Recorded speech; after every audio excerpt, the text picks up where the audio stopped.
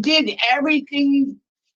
Oh, they wanted me in anger management so bad. They pushed my buttons to, you know what I mean? To show parole. Oh, he does need anger management. Look at him. Look how he's acting. We are about to watch the preliminary parole revocation hearing for a man out of Connecticut who maybe has drank too much of that Connecticut water. Let's jump in and we'll unpack it at the end. This is a preliminary hearing which has three purposes under Connecticut law: to determine if there's probable cause to believe that you committed an act that violated the conditions of your parole, to determine if the act is sufficiently serious enough to warrant the revocation of your parole, and to determine if you should be held in prison pending further proceedings. The state, not you, has the responsibility to show that there's probable cause to believe that you violated one or more conditions of your parole. If I do not find probable cause, I will reinstate your parole, which means releasing you and placing you back on parole supervision.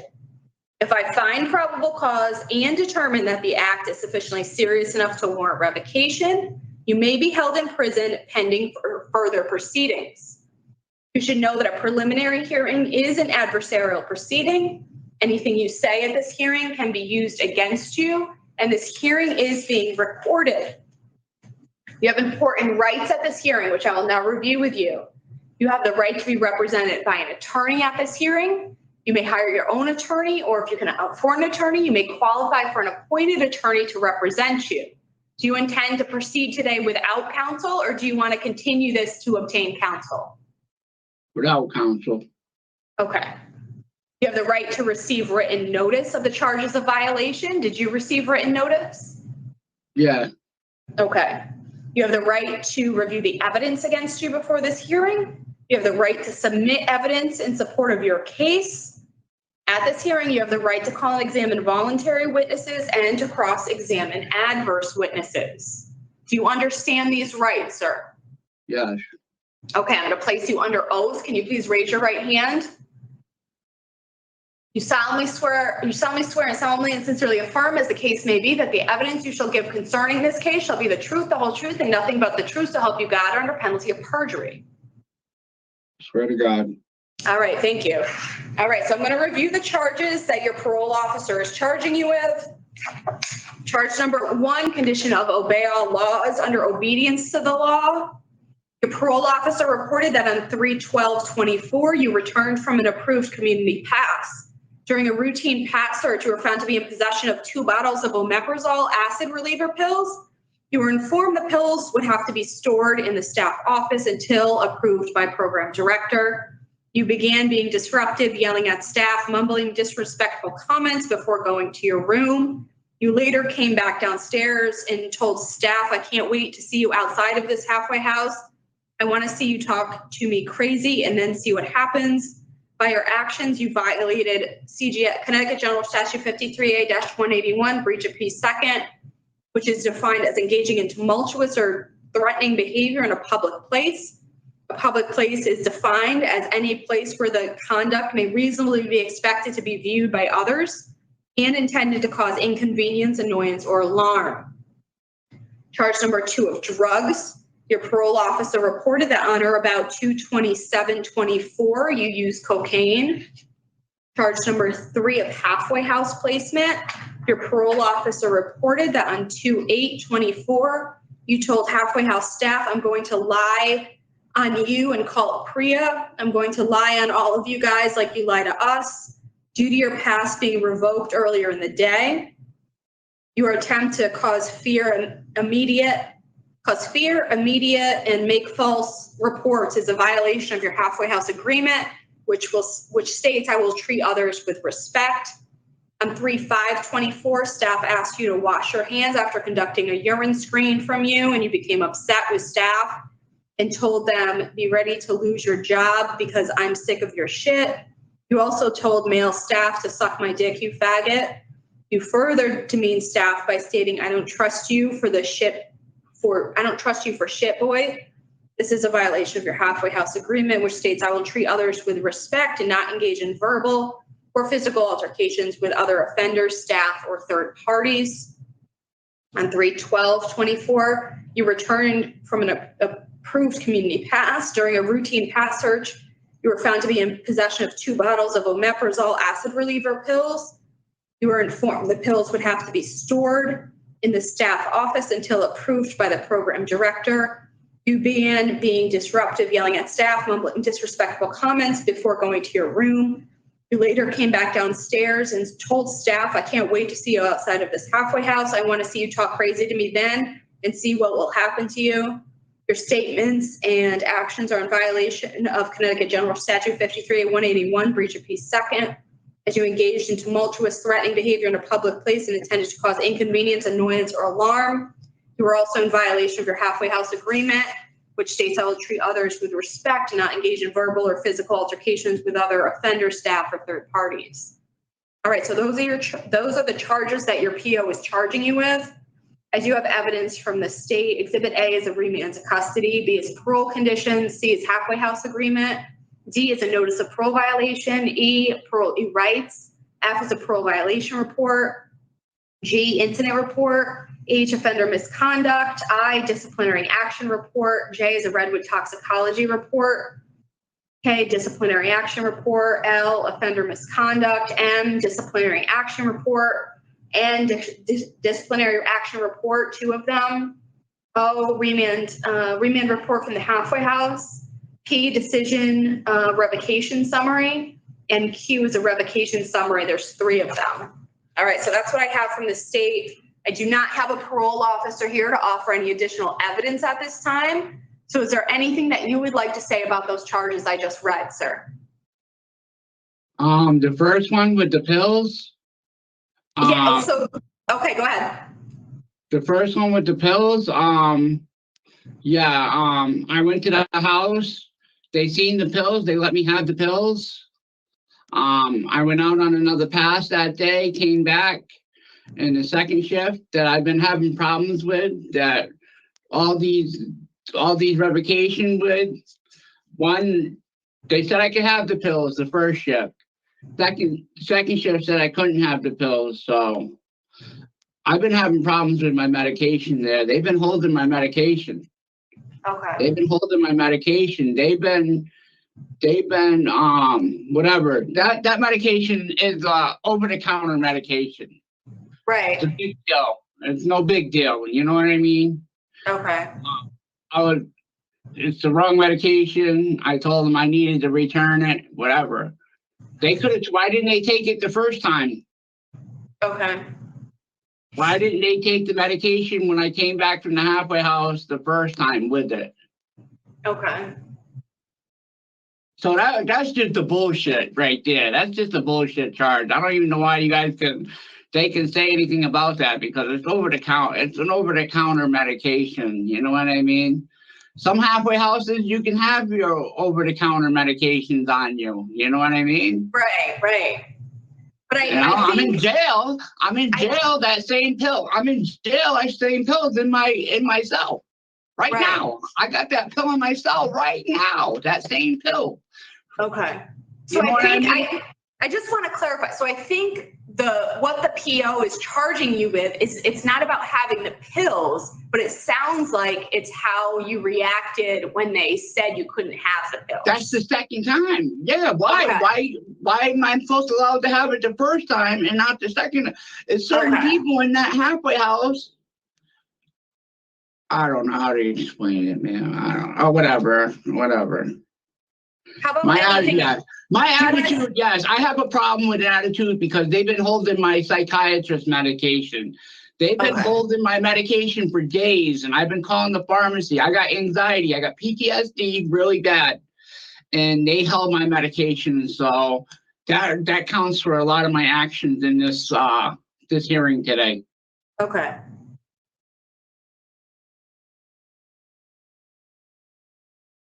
All right. Do you want to say anything else about the other stuff that they charged you with? Of course. Read the next one. The next one is the drugs, the cocaine use. No, there ain't no drug use. Okay. I went and took a urine. Listen, the reason why they gave me a urine that day is because I'm at the program. I'm at CRT, taking a urine late there. They put me in a new program. They put me in CRT. It was a new program my first day being there. So when you go to CRT, you got to take a urine every week. Well, when I get to this program, there's 25 of us. So they told us, we all have to take a urine before we leave. So I'm late for being back at the halfway house because I had to take a urine at CRT that night. Okay. All right. So that's one of the things I'm asking for in evidence. I want them to, CRT got a urine from that same day. And I go back to the halfway house. I take a urine. The kid that's reading the urine don't know how to read it. One staff is saying it's clean, and he's saying it's not. Whatever.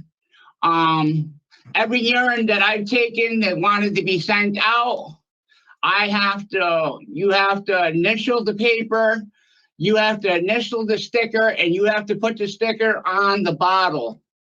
They did not let me do none of that. They just put the bottle in a bag and put it in the refrigerator. I did not sign nothing. I did not seal nothing. Their attitude was they wouldn't even let me look at the bottle to see if you know what I mean? Every urine test that I've taken that said that it says cocaine on it, I would be able to see the bottle. Why are you holding the bottle against me not to see it? Then you got one staff saying that it's not dirty for nothing. Then the other staff that I have problems with is, you know what I mean? Messing with my urine. I wanted to retake on the urine. I was denied. This urine it's bullshit. They got a test from CRT from that same day. So I think my urine was altered because I've been clean. I haven't do no cocaine, no nothing. Okay. So I don't, you know what I mean? I think they altered my tests, really, to tell you the truth. The Priya shit. Oh, I didn't bring my paper. No, that's all right. So the other ones are the halfway house ones about you. All right. Yes, the Priya thing. That's not a lie. They're trying to catch people smoking in the bathroom. I didn't report the incident. This is what happened. I was in the bathroom getting ready to take a shower, butt naked. Lady didn't knock on the door or anything. Didn't say she was a female. She opened the door, see me butt naked. I'm like, what are you doing? So, yes, I could have reported her, but I didn't want to report her. I told the director when they tried to give me this ticket for false allegation. I said, there's not false allegations. I said, listen, I'm not reporting who did this, but listen, this is what happened. I told the director, there's people opening the door trying to catch people smoking in the halfway house. Right. And that's what happened. That's what happened with the Priya thing. I wasn't calling a false Priya thing. Okay. You know what I mean? It's true. They got a lot of shit that's going on in that house that could be Priya. Okay. So how is that false allegation when I got a female opening the bathroom door without knocking or saying that she's a female? And I'd like to get her name. I like to have her as evidence too. Did you report it? Did you report that incident, or you said no, you didn't? When they tried to give me a ticket, I told the director, I said, listen, it's not a false allegation. I said, listen, I don't want to get the lady in trouble. You know what I mean? It's crazy. And the prayer is they picked on me. They were picking on me, and that's in the handbook right now. That's why I forgot to bring. It says prayer is picking on people about their clothes, their hygiene, and everything. Listen, they brought me in. The director embarrassed me. She brought me in an office with another worker in there, and they were picking on me about my clothes because I had a lot of clothes. I had 3 pairs of sweatpants. I have a lot of the same clothes, and they were picking on me. So that's in the Priya thing too. So it's not no false allegation. You can't pick on somebody about their clothes or whatever, my hygiene. Ma'am, I was in this halfway house last time before, and I made it out of this halfway house. It's totally ran by different people. They don't have no care in the world for us. They don't have the instinct. They don't want to help us. That's why. And I told them that. I'm straight out forward with them. I say, listen, this halfway house was so good. I begged to go there this last time I had a revocation hearing. What a mistake that was. I get there, it's totally changed.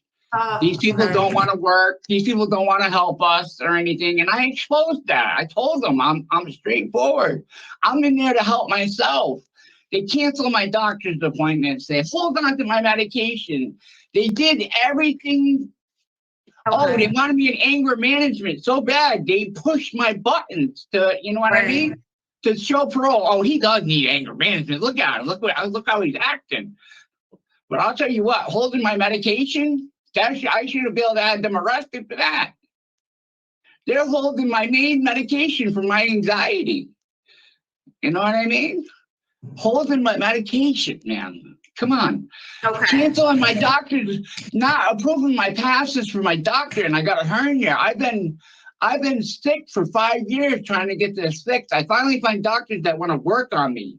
I am a wreck. My stomach is a wreck. UConn made me a mess. And I'm stressed out about that. And I'm trying to help myself with these doctor's appointments. And they're canceling my doctor's appointment because I didn't fill out the pass the right way. And I asked the director, show us how to fill out the pass the right way. She didn't even want to do that. They're lazy. All they do is sit around, eat food, and be on their phones and stuff. And I can't record that with my phone because I'll get in trouble. That's not right. Not right. All right, so let me go through and make my findings. So in charge number one. No, I'm not done yet. All right. Oh, so go ahead. The one with the Priya, that's all bullshit. They called the cops. And tried to press charges on me. I talked to the cops. The cops didn't find shit. They didn't have nothing. So the urine, that's wrong. I'd never told another man to suck my dick. This is what happened. We went in the bathroom. I go to use the bathroom. The dude tells me, he says, listen, when I go to take a urine, he has to see me pee in the cup. No. He don't have to be, he has to see my penis to me peeing in the cup. I've never had that happen. All right, that's one incident. I go to wash my hands. It's an automatic sensor that you wave your hand underneath the thing. It gives you soap, right? Yeah. So I go to wave my hand underneath the thing. No soap comes out. It's empty. I wash my hands under hot water. All right. After I wash my hands, he started to proceed. He says, listen. He says, ain't you going to wash your hands better? I said, there ain't no soap. So that's the best I can do. I rinse it underwater. Well, he says, well, don't you want to wash them better because you touch cigarettes?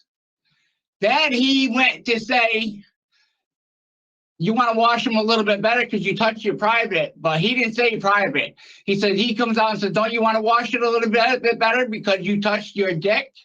Right. But he said, instead of touching my dick, he said, suck my dick. I'm not the one that said suck my dick to him. He's the one that said it to me first. Okay. He's the one that come out and said, suck dick first. And I'm like, what? I said, what are you saying? Why are you saying? But the real reason why I think he said suck dick is he meant to say that I touched my dick when I took the urine. I've never said nothing to another man. I'm not gay. That is totally wrong. Okay. I've never told him to suck my dick. He said that by accident, I think, and I try to explain that to the director because I know he wanted to say touch, wash my hands better because I touched my thing. You know what I mean? Right. I did not say nothing. I said the dick thing afterwards, after he fucking got flipping. He told me he's going to write me a ticket for fucking not washing my hands properly. Okay. How the fuck are you going to write me a ticket for not washing my hands properly? You tell me. You tell me about that. Okay. And what else you got there? What's the next one? That was the same one as the first one. They charged you twice with the pills, incident with the pills. So that was that's not right. It's not right. You know what I mean? It's not, it's just crazy. All right, I've never said anything. I wish he could take a lie detector test. I had a problem with this dude right here.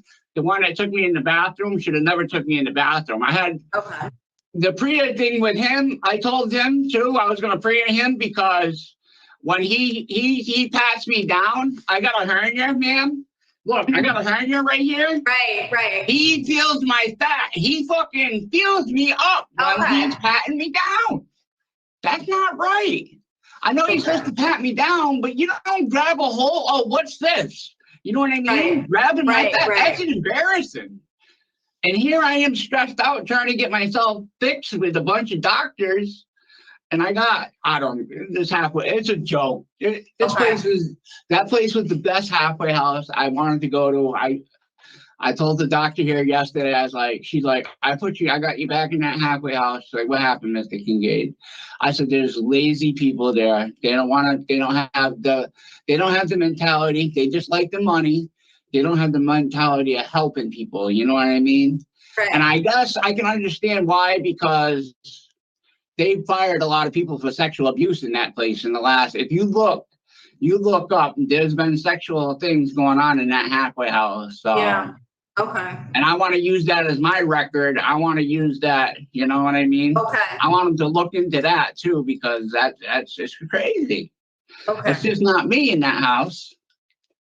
All right. So let me go through and make my findings, okay? I know. So charge number. I'm all on your site, but that's all right. Sorry. So what did you say? I already know. You can't win. Well, let me go through, okay? It's the hearing, so I need to go through certain procedures, okay? So charge number 1, condition of obey all laws under obedience to the law. I am making a finding of probable cause based on evidence provided by the state, specifically the incident report and the DAR from the halfway house, and also the parole violation. Charge number 2, under drugs. I am making a finding of probable cause based on evidence provided by the state, specifically the Redwood Laboratory Toxicology report that was taken on the 2/27/24. Charge number 3 of halfway house placement. So that first charge under the Priya incident, I am making a no finding on that charge. The evidence, there's insufficient evidence to show a violation under that charge. But the rest of the charges, I am making a finding of probable cause based on the reports from the halfway house and also the reports from parole. All right, so I do have, it looks like you were on parole for approximately 2 months. You do have 3 prior violations. No, 4 prior violations. You received a 3-month sanction on one, a 5-month sanction on the other, and a 7-month sanction on the other. And the PO is recommending a 9-month sanction on this violation. So I did make a finding, and I do find that it's serious enough to warrant revocation. And I have determined that you should be detained while you wait for your revocation hearing. So at the revocation hearing, myself or another hearing examiner will determine if you violated the conditions of your parole and what, if any, sanction should be imposed at that time, okay? So since this is a technical violation, I will get you scheduled tentatively for your revocation hearing. So I'm looking at May 21st, and that's tentative. So that means it can change, but what I'm aiming for right now is the 21st of May for a revocation hearing, okay?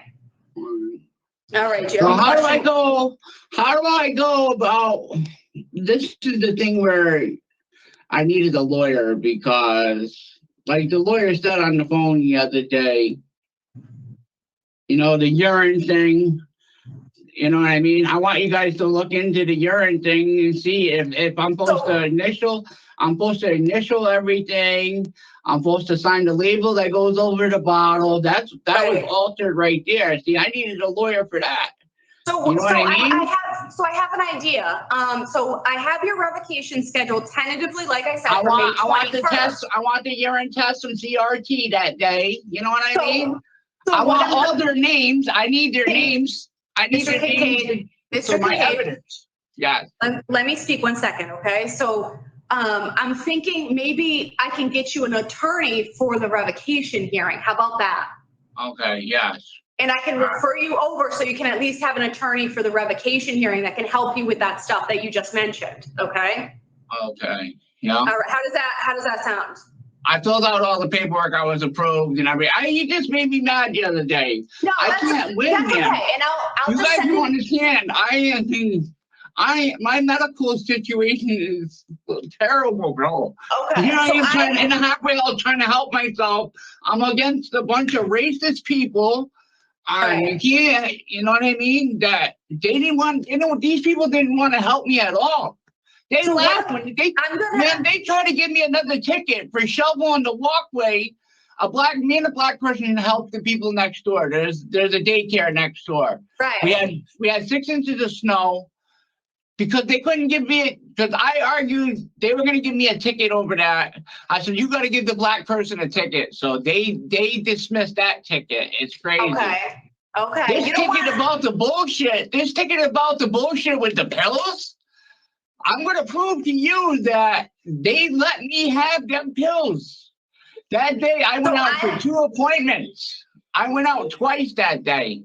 That's the same day that the urinal happened and everything like that. Right? I know. So listen, the hearing today is over, but I'm going to refer your case. I'm going to email the public defenders, and I think you're going to get a different public defender than that you talk to. Okay, so you get a different one. He's all right. It's my attitude. Okay. They got me off the same thing. I'm on anxiety medication. I got the doctor taking me off it right now. So my mental health status is a lot of this issue right here. Right. You know what I mean? And there's a lot of the issue at the halfway house.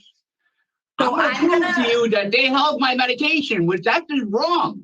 And that's exactly what they canceled my doctor's appointments. You know what I mean? It's a lot of the bullshit.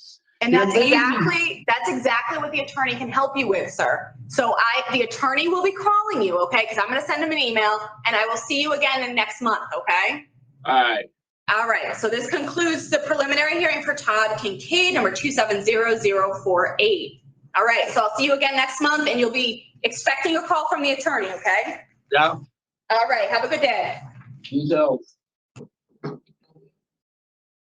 So we're going to come back when he does have his official parole hearing. Remember, so in Connecticut, they have the preliminary hearing to see if there are findings and then to see kind of what sanctions they should put in place. So in this scenario, they said that they believe they need to lock him up until he has his official parole hearing. I don't know why they do this, or official parole revocation hearing. It's interesting because in some ways I can see it's like, hey, let's make sure that everything is done the right way. It's definitely very inmate focused so that you don't make mistakes, but it's also, of course, an entire extra layer, time and cost. So I'm sure it has its benefits and its negatives. I'm not sure yet how I feel about it. I do like the concept of it. But it is an interesting approach, how you have these kind of like multiple different hearings before you get to the official hearing. And I really don't know what else to say. You know, he has a long record that Richard was able to share. It only goes back 10 years because that's only what they share. And it's just a bunch of things that you kind of like what you'd expect, like, disrupting the peace and some burglary and different things like that. Nothing huge, nothing cockroach-like, but just it's I don't know how you're supposed to solve problems like this. Is it mental illness? Is it antisocial? Is it a mixture of all of it? How do you really fix this type of problem? I just don't see it. It was a hearing that I'm just like, oh my gosh, what am I listening to over and over and over again? It would surprise me with more and more and more, but I just don't have much to add.